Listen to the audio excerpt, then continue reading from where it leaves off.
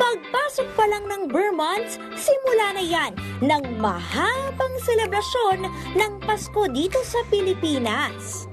It's the season to be jolly. La la la la la la la la. Siyempre, hindi mawawala ang monita at monito. Kaya habang maaga pa, marami sa atin ang naghahanda na.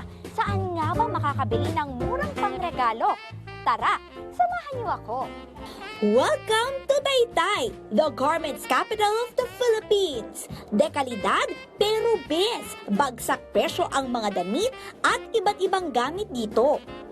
Sa halagang 1,500 pesos, mamimili tayo ng panregalo. Ang aga, diba? At pagkakasahin natin to. Ang first stop natin, mga pambabae para kay nanay at ate.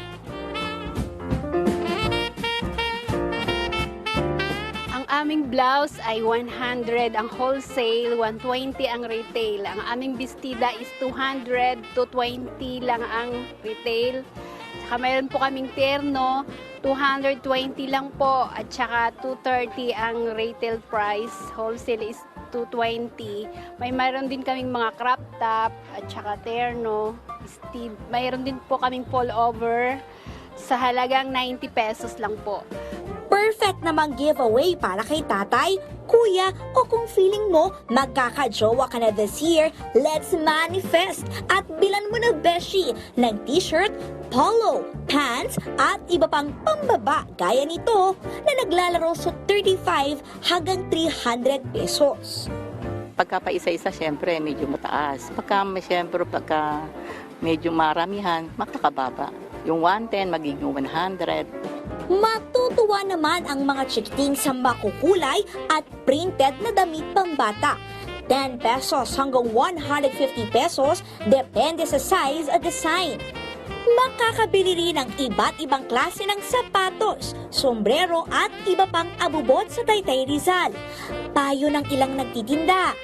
Kapag bibili po kayo ng pambata, dapat po kung di kayo sure kung gaano kalaki ang bibilhan nyo, kailangan magbibigay po kayo ng allowance. Matagal po siya magagamit ng bata.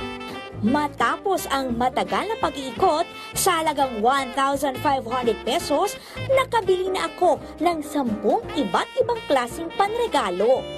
Hindi lang ako ang nag-enjoy, kundi daan-daang mamimili na mula pa sa iba't ibang probinsya. Every year naman nagpupunta kami ng Taytay kasi ang sulit naman yung rating. Tela, ganyan. Sa presyo, lalo sa presyo. Affordable na affordable. Balik sigla na uli ang mga negosyo matapos ang pandemya. Kaya bago mag-Desyembre raw, ang best time para mag-shopping dito. Kasi ma'am, pagka December na hassle na siya, mas maraming tao. Unlike ngayon, mas maaga, hindi ka gaanong mainitan. Kasi alam mo naman ang Tiangge, medyo mainit. Basta marunong lang sila mag-canvas, makakamura sila.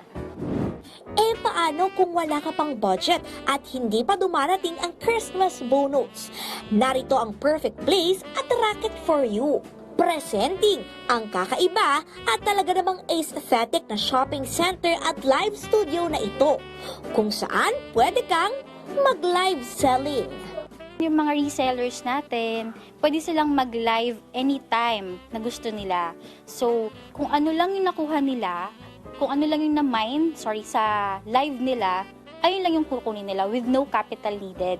The equipments are provided, yung mga ring light, mga cellphone stand. So, ang puhunan mo lang talaga, boses mo, cellphone mo. Bukod sa mga reseller, welcome rin ang mga customer na gustong makatipid. Tampok rito ang 20 brands ng damit na lahat ay gawang Pinoy. Ngayong Christmas is just around the corner, paghandaan at maging wais sa pamimili ng regalo. Pero tandaan, anumang ibibigay mo, basta galing sa puso, tiyak na matutuwa ang makakatanggap nito. Kalezal Pardilia para sa bayan.